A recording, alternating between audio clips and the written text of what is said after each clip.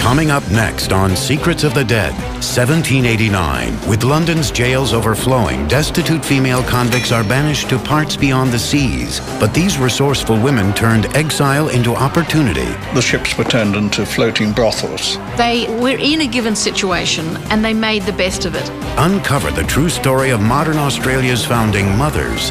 Voyage of the Courtesans. Coming up next on Secrets of the Dead.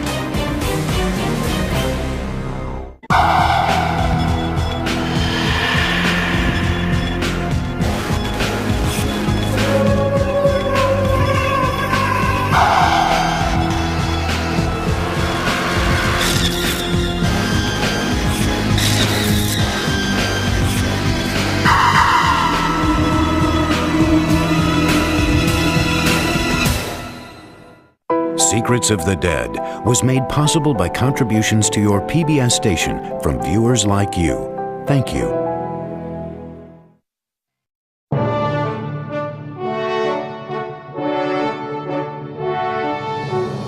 In 1783, the lords of the British Empire were defeated in the American Revolution.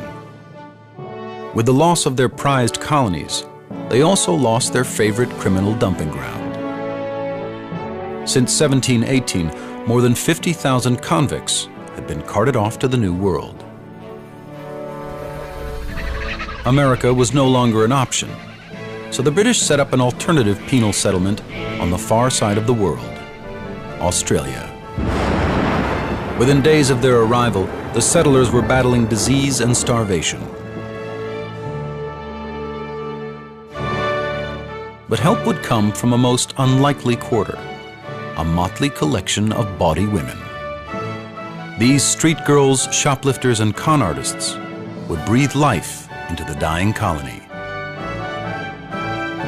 2 centuries later, their descendants will unearth the story of the women who crossed oceans to save a colony and redeem themselves. This is the extraordinary tale of the Lady Juliana, the floating brothel, and the true founding mothers of modern Australia.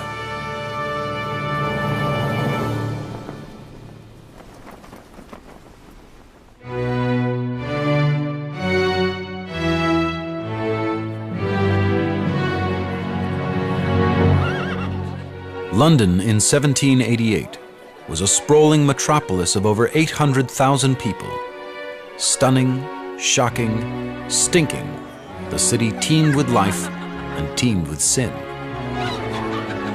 London in 1788 was the center of the world. It was the largest city in Western Europe. It had the most diverse population. You could find the obscene rich and the very poor. There were people who'd collect horse manure. There were people who collected dog turds. There would also have been prostitutes, people selling their bodies for just a couple of pence. This chronic poverty fueled a crime wave that terrified the rich elite of London. In the early 18th century, the ruling classes had come up with a brutally simple solution. They would pack ships full of convicts and transport them to work on plantations in the New World. But the upper classes would soon have a new penal settlement intended to far outstrip the colonies of America, Australia. The great gift, of course, is the realization that Australia could offer not merely a simple solution once you conquered the business of transportation and getting them there, but also an imperially, colonially useful solution. This was going to be an expansion of empire itself.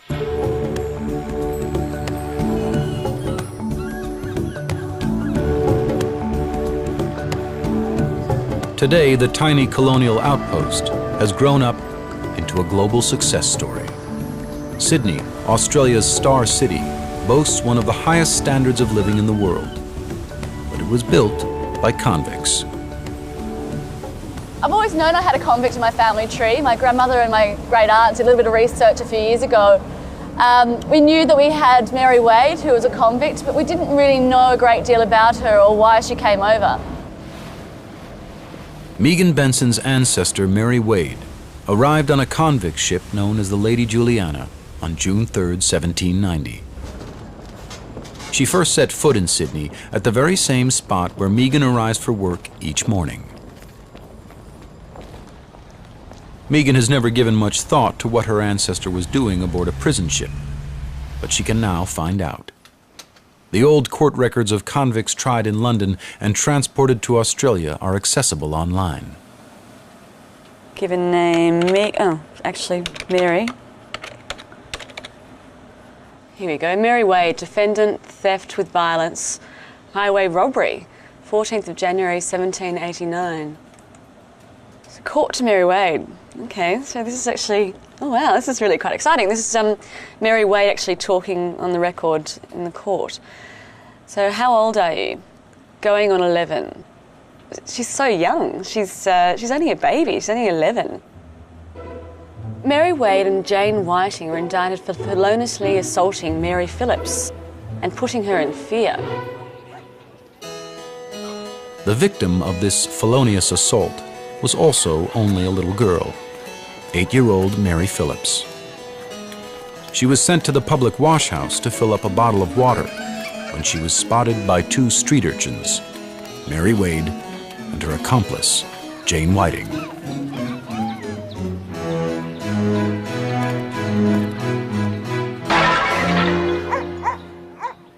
This is Mary Phillips' testimony here. And they took me to the necessary, presuming that's the toilet.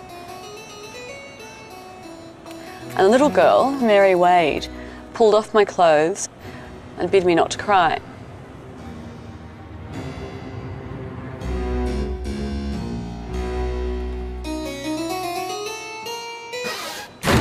That was all they did to you, yes. Nobody beat you? No. Nobody hurt you? No.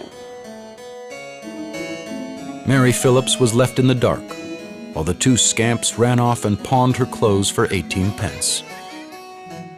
I get a sense that this wasn't something she was meaning to do out of viciousness or cruelty. I think, you know, maybe a bit of a childish prank that went wrong. She was a little thug and a bully. She commits her crime with a 14-year-old girl as her accomplice, but it's very clear all the way through that it's Mary, 4 years her junior, who's the one who initiates it and pushes it through.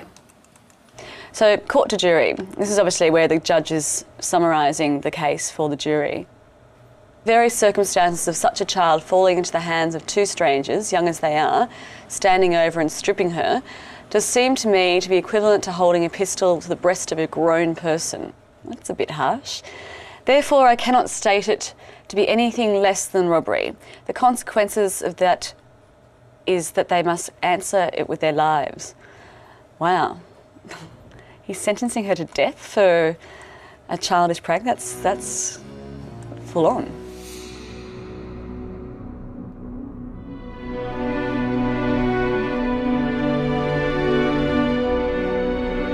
The little thief was locked up in London's Newgate jail.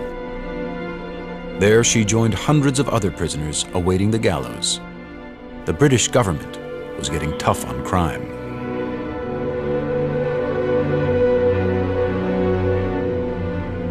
Britain has this thing called the Bloody Code, so that by the end of the 18th century, there's somewhere between 200 and 250 capital statutes on the books, all those offences for which the punishment can be death.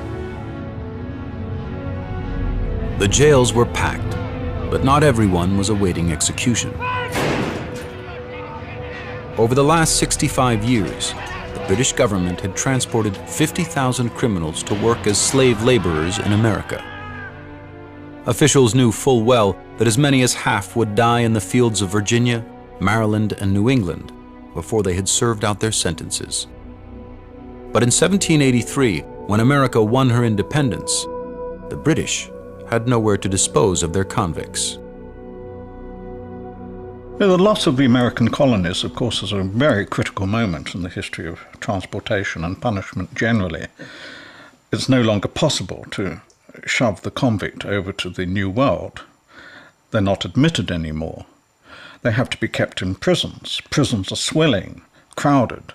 You can hardly move in them.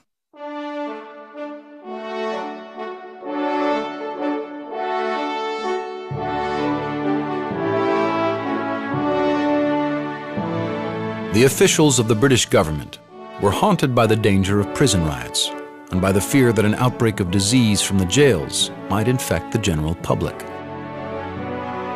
The Home Secretary, Lord Thomas Sidney, came up with an elegant solution. He would establish an all-new penal settlement on the other side of the world.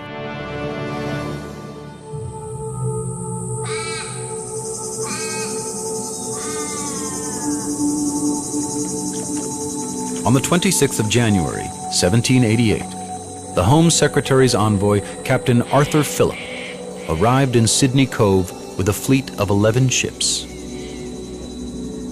To the British, it mattered little that there were indigenous people who had lived there for 40,000 years. This was to be the Empire's latest conquest. The first fleet brought a herd of cows, a flock of sheep, and bags of seed. The cargo of 732 convicts would raise the trees and till the land.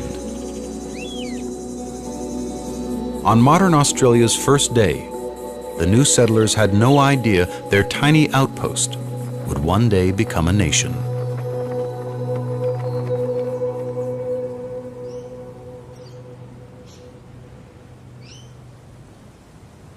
"650 miles to the south, Hobart, Tasmania, was the second city established after Sydney. Today, it's home to Helen Phillips. On Sundays, she can be found at church. She is one of the country's most senior Anglican ministers. Helen also has a convict ancestor who arrived aboard the Lady Juliana. The body of Christ keep you in eternal life. I'd be interested to know what was their character like, what was their nature like. Because I wonder, are there bits that get handed on? And does it help us understand who we are today? Because we have a little bit of an insight into the generations that have come before us. There is one way for Helen to find out more about her ancestor: by returning to where she was from, London. The original papers of the city's oldest criminal court, the Old Bailey, offer an extraordinary window into the world of Georgian crime. Thank you very much. All Helen needs is her ancestor's name, Rachel Hoddy. Rachel is a great, I don't know how many great, grandmother of mine. Yeah. So it's pretty amazing to be holding this. The chief witness for the prosecution in Rachel's case was her victim, a man with the curious name of Nimrod Blampin. Now, Nimrod Blampin, I've never heard a name like Nimrod Blampin before. So it's, I find that quite amusing. In his statement said that on the 7th of June, about 11 o'clock at night, I met the prisoner Hoddy in St James Park.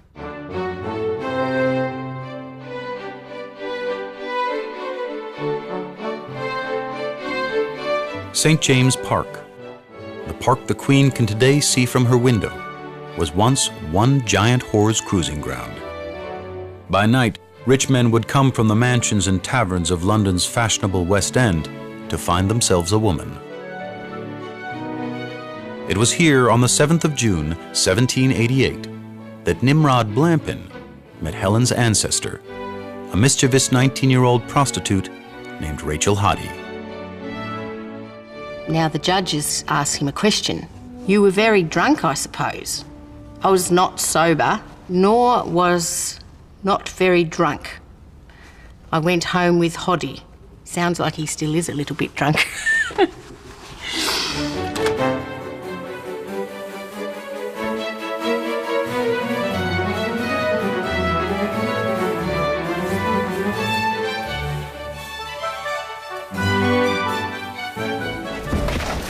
Did you undress yourself?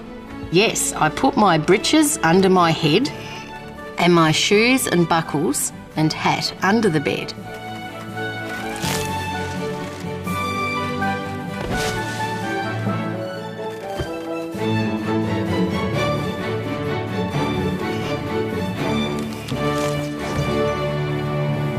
I waked about 7 o'clock in the morning and found all my clothes gone, and and I was locked into the room.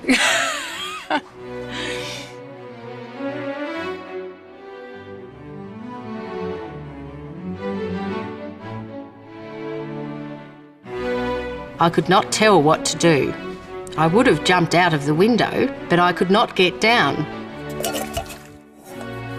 I thought it was quite amusing, him having to fight his way out of the room. And then he was locked in. That probably hurt his pride a bit. We get to the bit now where Rachel speaks in defence of herself, which is interesting to have somebody from the family so many generations ago, her actual words about this amazing story. This man went home with me. He was so much in liquor that he could scarce stand. He told me to make away with the things, for he had no money. That sounds a reasonable defence. But 2 weeks later, Rachel was arrested for theft. The judge at the Old Bailey sentenced the wily prostitute to 7 years transportation. Clearly, the law wasn't going to respond in her favour. Yeah, particularly, I guess, as she was a lady of the street. Prostitution is the norm, as it had been for centuries past. It's not stigmatised necessarily in the working class community. You'll find girls who accept a kind of free and easy sexuality, which is no very different from their menfolk.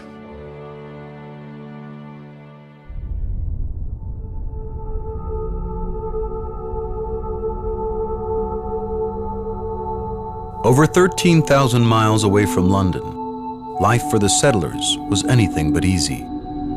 They had established their camp at what is today the foot of the Sydney Harbour Bridge. 12 days after their arrival, the settlement was hit by a violent storm.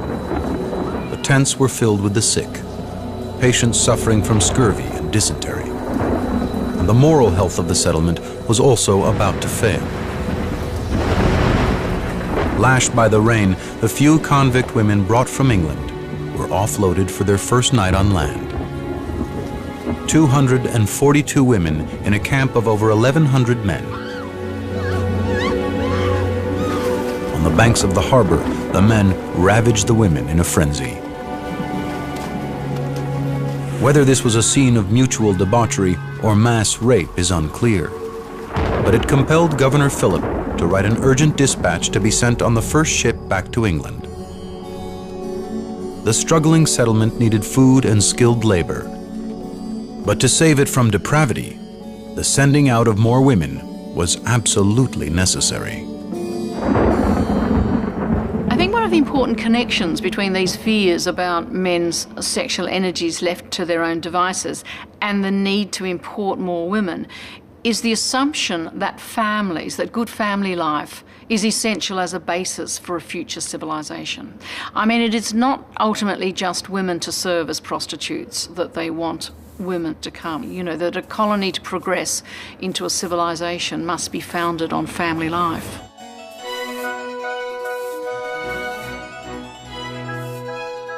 To start families, Governor Phillip would need women of childbearing age, and the place to find them was London.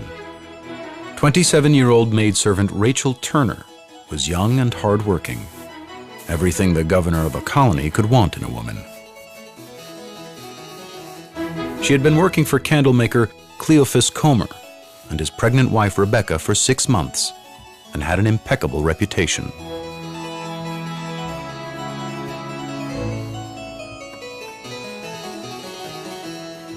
But Mrs. Comer was a jealous wife, and she had an ear for servants' tittle-tattle. The way they told it, Rachel was not just good at the housework.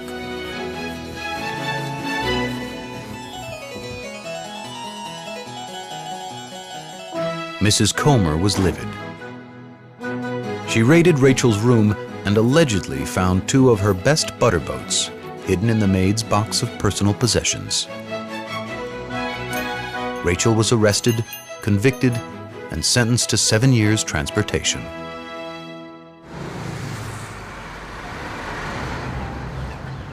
She was thrown into Newgate Jail alongside Little Mary Wade and prostitute Rachel Hoddy. Over 2 centuries later, historical writer Sean Rees will show Helen Phillips what life was like for the prisoners below ground. So I'll take you in to where Rachel would have entered the prison, which is around here. And we're going to need to take the torches out at this point. So this is where Rachel would have come in, having come off the prison cart from the bright sunlight. Isn't it horrible? This is her first view of it. It's like a sewer, isn't it? It is like a sewer. Well, we're underground here. Yeah. And there would have been rats and water on the ground. And this prison was absolutely full. There would have been hundreds of people here. Today, all that remains of the prison is hidden away here, below the streets of London. Above it is a block of luxury apartments. In the winter of 1789, it was crammed with over 750 inmates, twice the number it was built for. Some of them were here for years. Just be dreadful. Because at this point, there was nowhere to send them. So would it have just been women like Rachel here, or you'd have children or men? Or There were children here. There were men held in this prison, but they wouldn't have shared the sleeping cells. Okay. Those would have been segregated. But certainly children up to about the age of 6 or 7 came into the prison with their mother. And a lot of women, of course, were pregnant when they came in, so they would have had their babies in here. Oh, how awful. And these are sleeping cells which open off on either side. Yep. So bars on all the doors, obviously. In this room, you would probably have got half a dozen women sleeping, spending the night in here. And the system was, if you had a little bit of money, you were not exactly happy anyway, but you could pay, there would be a ramp here with a wooden pillow at the end, the whole width of the room, on which the women slept, half a dozen of them. Like a bunk.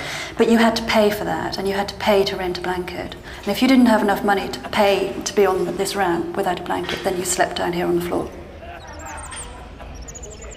So someone like Rachel, who probably didn't have much money, she might end up down here. Probably a girl of her age who'd been committing petty crime didn't have enough money, so she would have finished up in a fairly miserable condition. You don't like to think of a relative of your own in a place like this. Another thought that I'm having is maybe Australia didn't seem such a bad place when you were in a place like this. Maybe to get out would just be a victory.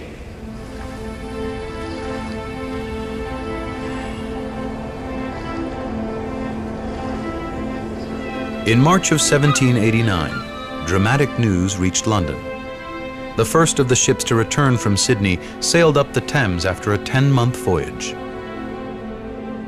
It carried Governor Phillips' desperate plea for food, skilled labor, and more women directly to the new Home Secretary, Even Nepean.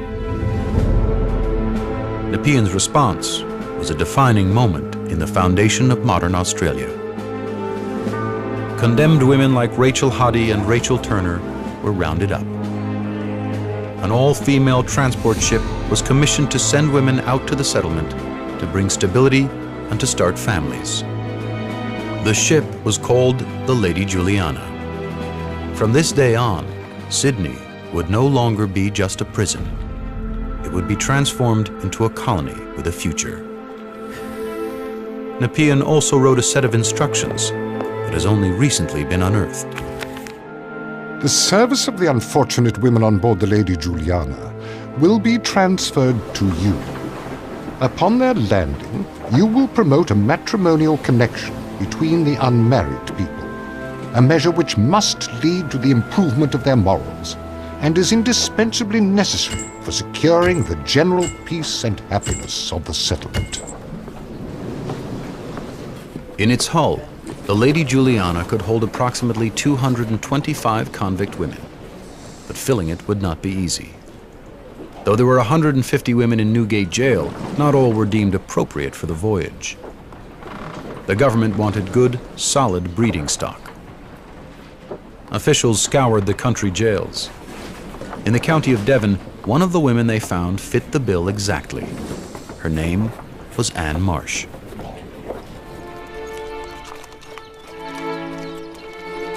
Little is known about her crime, other than that she was sentenced to 7 years' transportation for stealing some wheat from a local farmer in Devon.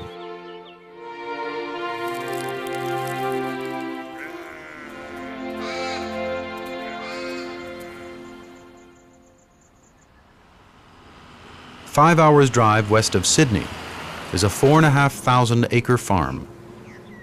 It is run by Anne Marsh's descendant, Delia Dray. Well, I don't really know very much about the convict ancestors as such until my mother started researching our family history. And then that was when it was discovered that we did actually have one or two way back in the cupboard. I can understand with my mother's generation and in her family and probably her parents that there would have still been a lot of social stigma associated with being, you know, descended from a convict, tainted blood, all that sort of thing. I don't think it matters today, but I think a lot of people are interested about the hardship that those people faced.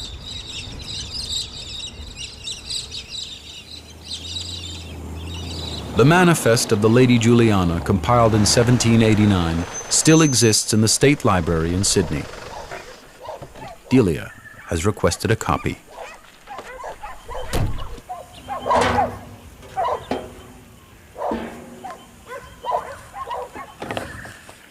It's a list of female convicts, their names and their ages. So, for example, Hannah Bolton, 18, from Warwick, and Mary Warren, 18, from Lincoln, Sarah Whitlam, 19, and here we have the Exeter, and there's Anne Marsh, 21. Obviously these would have been women still very much of childbearing age with their life ahead of them. Mary Bateman, a 15-year-old, Mary Lewis, a 16-year-old. It's just like grinding away here with these, gathering all these young women from all over the countryside. The government was hand-picking women of breeding age to send out to Sydney. But just because they were of age to have children did not mean they would simply become docile wives for the men of the colony. These were not going to be respectable mothers, they were not going to be creative homemakers, and they were not going to be reliable at all. These are those feisty women that we've met time after time in the courts. These are these opportunistic thieves with no sense of delicacy whatsoever. It would take the government 5 months to gather its consignment of young women for the Lady Juliana. As they waited in the Thames estuary, the women were kept in miserable conditions, deep in the ship's bowels.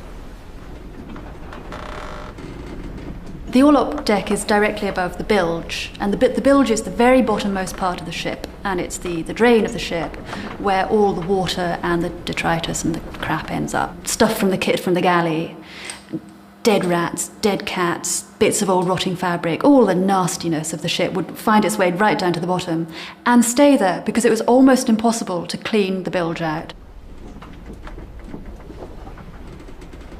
What the convict women had to say about their conditions was never recorded. But Delia has found a gateway into their world. A unique memoir of the voyage was left behind, composed not by one of the women, but by John Nichol, the man who unshackled their chains. In 1789, I was appointed steward of the Lady Juliana, commanded by Captain Aiken, who was an excellent, humane man and did all in his power to make the convicts as comfortable as their circumstances would allow. There were not very many bad characters. A great number were for petty crimes. The colony at the time was in great want of women. He writes about the ship, the women, their crimes, their characters, from an entirely different angle from that of most commentators who see them as a sort of homogeneous mass of badness and evil and sin who need to be sent out of the country. And John Nichol, who talked to them and knew them, as individuals, writes with great respect and great compassion. One of the convict women, a young Scottish girl, I have never yet got out of my mind. She was as pale as death, her eyes red with weeping. My heart bled for her. I lent her my Bible to comfort her, but she read it not. She laid it on her lap after kissing it, and only bedewed it with her tears. At length, she sunk into the grave of no disease, but a broken heart.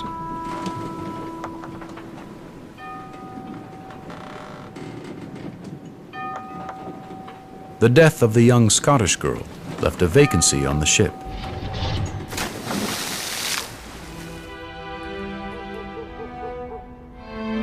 At Newgate Jail, just about the only female prisoners left were those awaiting the gallows, like 11-year-old clothing thief Mary Wade.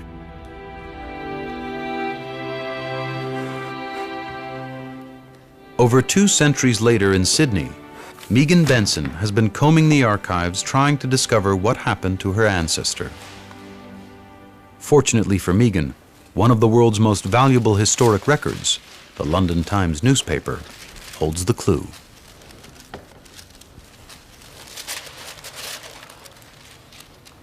Here we go. This looks like the court report from March 16th.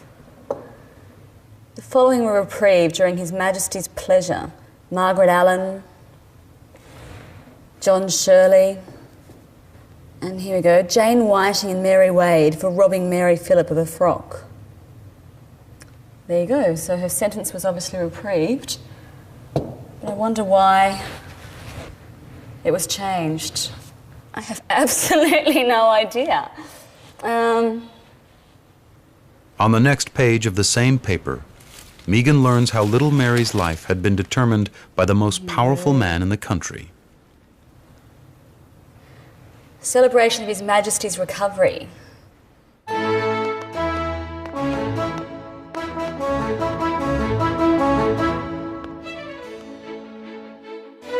His Majesty was the King of England, King George III, more often referred to as Mad King George.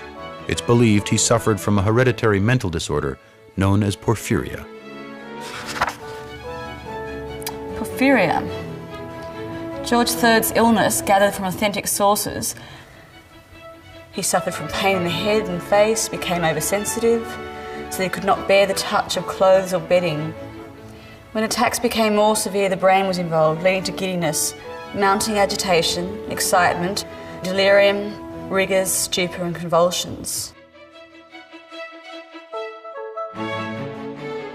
But 5 days before Mary Wade was reprieved from her death sentence, startling news hit the streets of London.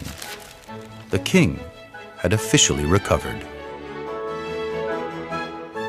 The King's recovery, this is from March 11th. The morning was ushered in by the ringing of bells, and the evening displayed the most universal and splendid illuminations or fireworks ever remembered.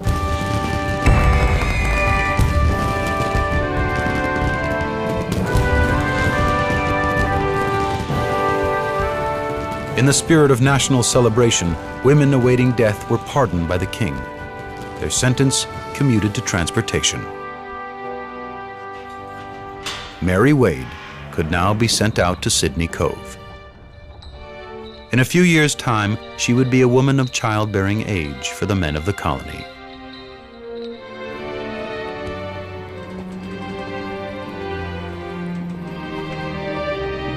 On the 7th of May, 1789, Mary was ferried down the Thames and placed aboard the ship. She would never see England again. To be transported for life was an awful sentence. And I think the measure of how awful that sentence of transportation in itself was can be found in the behavior of a whole range of other women who were pardoned at the same time. There are some 5 or 6 or 7 women who get up before the court and say, "No, hang me tomorrow, please," rather than send me to Australia. Being transported to Australia in the 1780s would be the equivalent of being sent to the moon.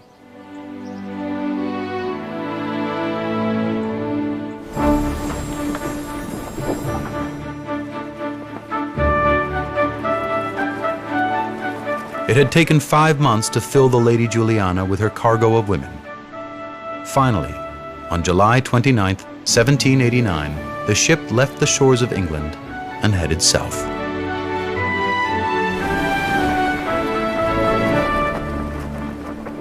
The crew did not consider the women a threat, so once at sea, they were hauled up from the orlop and allowed out on deck. Leaving the fetid air of London far behind them must have been a welcome liberation.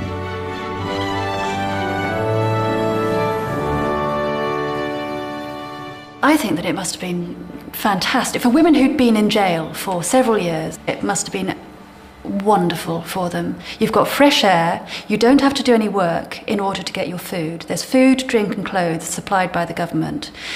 There's nobody beating you up, you don't have to turn tricks, you don't have to go out at night and wonder where your next plate of meat is going to come from. You are to some extent looked after. The ships that followed the Lady Juliana to Australia in the ensuing months were run by slave traders. Prisoners were kept shackled in heavy chains below deck with very little food. But this ship had a precious cargo whose survival was essential. The women are so valuable to the British government that they're willing to sign a contract that guarantees good food, that they're going to be well fed at ports. There's money put aside to have a surgeon on the ship so that there's medical attendance throughout the voyage. And that's in a tremendously costly contract. They never sign another contract like that again. The Lady Juliana would crisscross the oceans, skirting the coast of Africa, head west to South America, then back east around the Cape and on to Australia. The voyage would take the best part of a year. With so long at sea, the 35 sailors were allowed to take full advantage of the 225 female prisoners in their care. When we were fairly out at sea, every man on board took a wife from among the convicts. The girl with whom I lived, Sarah, for I was as bad in this point as all the others. She was a girl of a modest, reserved turn, as kind and true a creature as ever lived. I had fixed my fancy upon her from the moment I had knocked the rivet out of her irons upon my anvil. John Nichol may have treated his so-called wife well, but to Delia, it seems the women were powerless to refuse. The men were the seamen, they were in charge of everything, they gave out the food, they ensured that the cleaning, or the organisation of the ship, it was all in the control of men.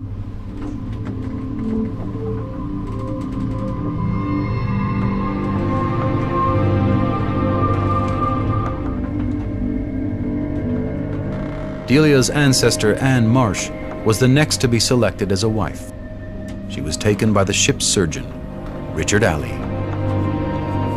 Whether the women went willingly or not, there were distinct advantages to being a sailor's mate.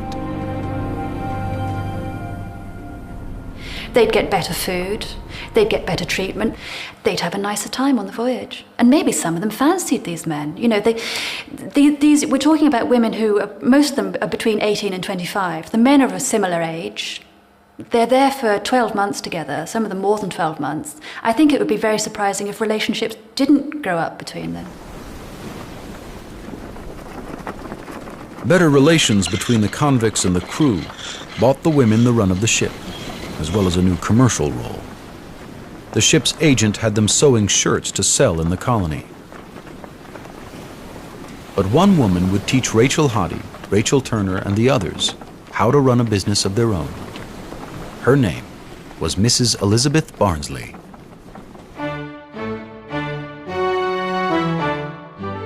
Mrs. Barnsley had been a leading light of the London crime scene.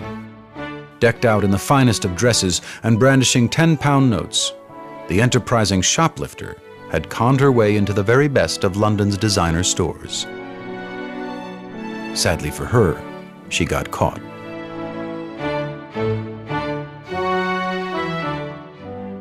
The thing that one has to keep in mind with Barnsley is the value of the goods she's actually stealing. It's the equivalent of walking into a jeweler and palming a Rolex. She really is out to make a good living out of this. 8 weeks into the voyage, the ship arrived at its first port of call, the Spanish island of Tenerife. There, Mrs. Barnsley showed her fellow inmates that just because they were holed up on a British convict ship didn't mean they couldn't turn a profit. The first place we stopped at was Santa Cruz, on the island of Tenerife. We did not restrain the people on shore from coming on board through the day. The captains and seamen who were in port at the time paid us many visits. A ship laden with over 200 women caused a tremendous stir. It seems that with Mrs. Barnsley acting as the mistress of operations, the Lady Juliana became a floating brothel.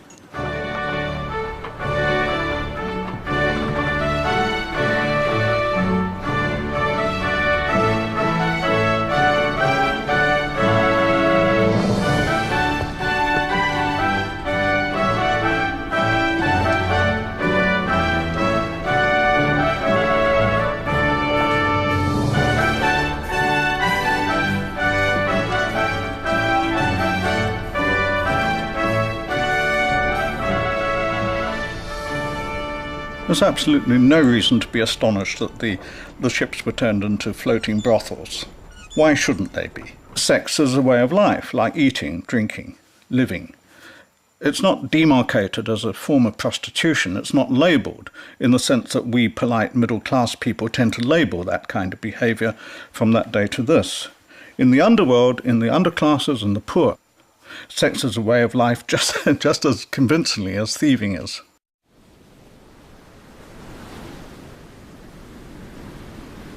As the ship sailed to Cape Verde and then on to Rio de Janeiro, the women continued their business and invited sailors on board.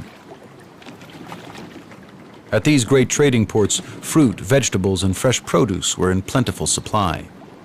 There was much to be gained. If you ask why did the women go with the men, there are clearly many advantages, that they might have access to better provisions or to clothing or to cloth or to money.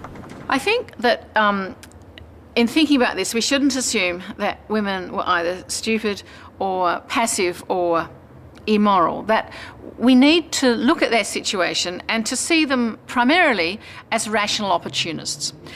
They were in a given situation and they made the best of it.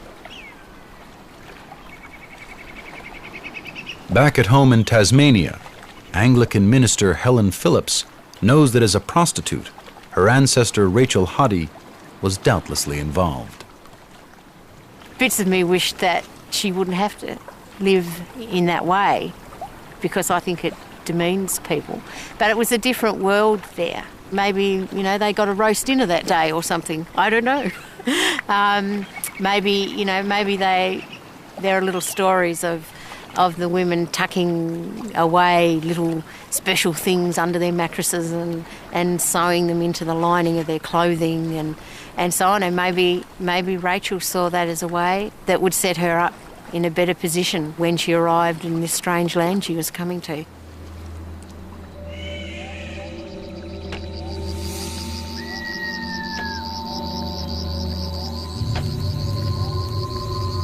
After more than 2 years of isolation, the colony in that strange land was on the brink of collapse. With so few women, the governor always feared the men in the camp would resort to sodomy and bestiality. But by now, the colony had reached an all-time moral low. Aboriginal women were being assaulted, and in the summer of 1789, an 8-year-old girl was raped by a Marine. I think such terrible events become symptoms or signs of the degeneration of this colony. They feel abandoned, utterly abandoned. So there must be an anxiety that this place will degenerate into either anarchy, but also into savagery. The settlers were starving and depraved. Crops had failed, livestock were dying, and their rations were about to run completely dry. And they had made enemies of the indigenous people who could have helped them find food. Stranded on the other side of the world, time was running out.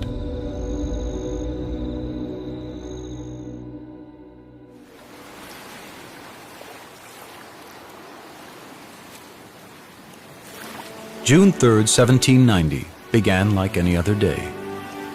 2.5 years had passed since the colonists had seen anyone from England. Then, late in the afternoon, the Lady Juliana was sighted entering the heads of Sydney Harbour.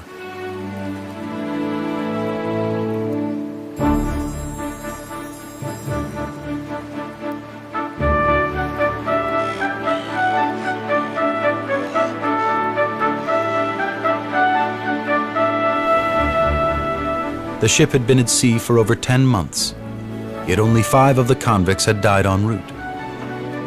The humane treatment of the women and their ability to provide for themselves had ensured their survival.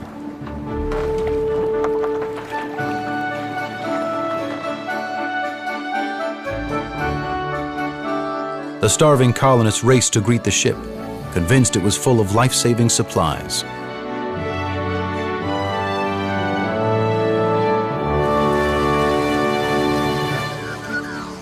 For the women, the voyage was finally over.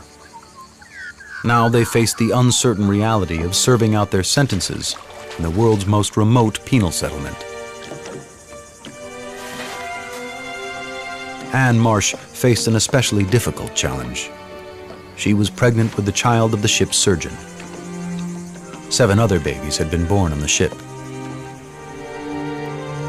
Though they had been sent out for the men of the colony, the women of the Lady Juliana did not get the warm welcome they might have hoped for. One colonist described them as an unnecessary and unprofitable cargo. The colony is basically on its last legs. There was dysentery, there was scurvy, about half of them had the clap. They were in a terrible state, and what they needed from England was food, seed, animals and medicines, and what they got was a boatload of women. And the way that they were regarded at the time they arrived was, as one of the officers there described them, a cargo of useless mouths. But even though there were now more mouths to feed, the Lady Juliana had brought just enough food to stave off disaster. 3 more ships stocked with supplies were just 18 days away.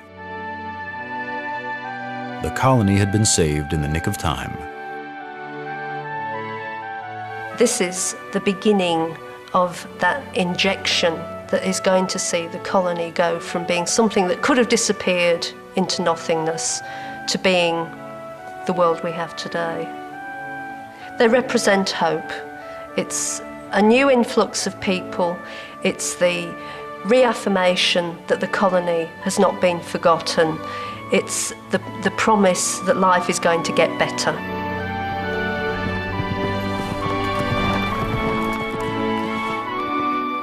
Within a few years, the women helped turn the colony around. Though they would still be outnumbered by men for over a century, the proportion of female colonists began to climb. With the women came families, and with families came civilization. The most tenacious of the women of the Lady Juliana brought something more, an enduring sense of enterprise.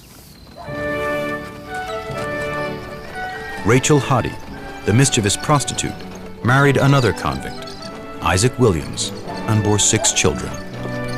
In 1808, once she had served out her sentence, she left Sydney with the children, but without the husband, and started her own business in the new township of Hobart. Here she is. On Michaelmas Day, 1823, the following licences were granted. Rachel Williams. The licence was to sell spirits, wines and beer in Hobart Town. By 1823, Rachel was the proud owner of 2 homes and was the only woman in town running her own pub, the Horse and Groom. I'm a bit relieved, and the thought did go through my mind, Gosh, I hope it's not another brothel. That certainly has occurred to me.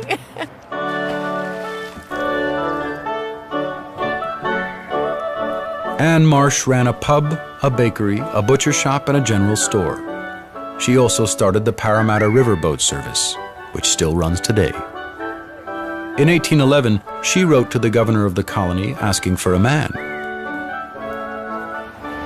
Anne says here, I should have one for the Parramatta boat service. That was to help run the ferry? That's right. She wanted a convict man assigned to her to help her run the ferry. And I think that completely challenges the stereotypes that we have about the gender order at that time. The petty thief from Devon had become one of Sydney's greatest entrepreneurs.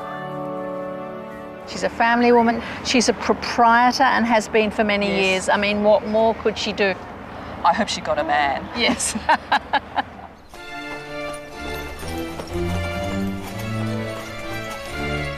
The colony was not mired in the same strictures of breeding and class that bound English society. Maidservant Rachel Turner soared up the social ladder. She married master boat builder Thomas Moore and joined the ranks of the colony's largest landholders. In 1820, she was invited to attend an official party hosted by the governor. As for crime queen Elizabeth Barnsley, she became the colony midwife. After a few years, her name disappears from the colonial records. It's believed she was one of the few women to serve her sentence and earn her own passage back to England. There's no doubt that these women did better in Sydney and Hobart than they could possibly have done in London. In London, a lot of them had been more or less written off. And in Sydney, in Hobart, there wasn't really the class to write them off.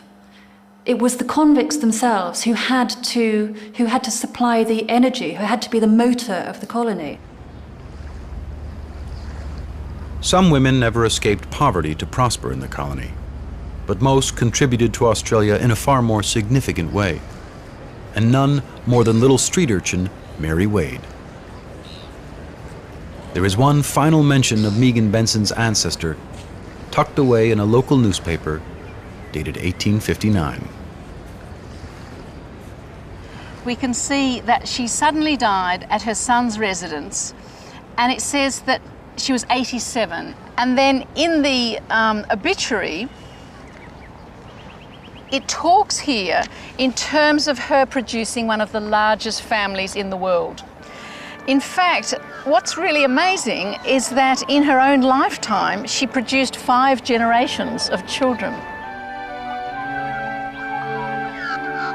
Children, grandchildren, great-grandchildren, and great-great-grandchildren. Mary Wade, at the time of her death, had over 300 descendants. She genuinely was one of the founding mothers of modern Australia.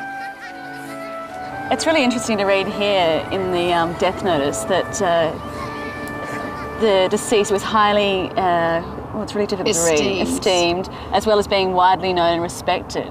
Yes, I think the story of Mary Wade is a real rags to respectability story. She was redeemed in the end, you know, that the convict legacy, she overcame that. She obviously did build a life for herself, and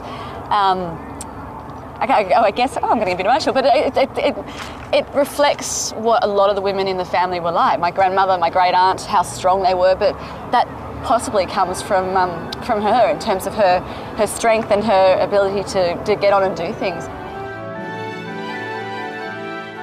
Mary Wade crossed the world to help rescue a dying colony.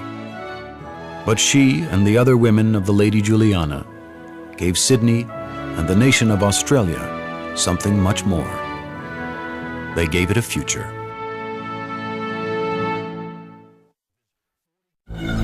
Reopen investigations of the past at PBS Online. History is revealing its forgotten secrets at pbs.org.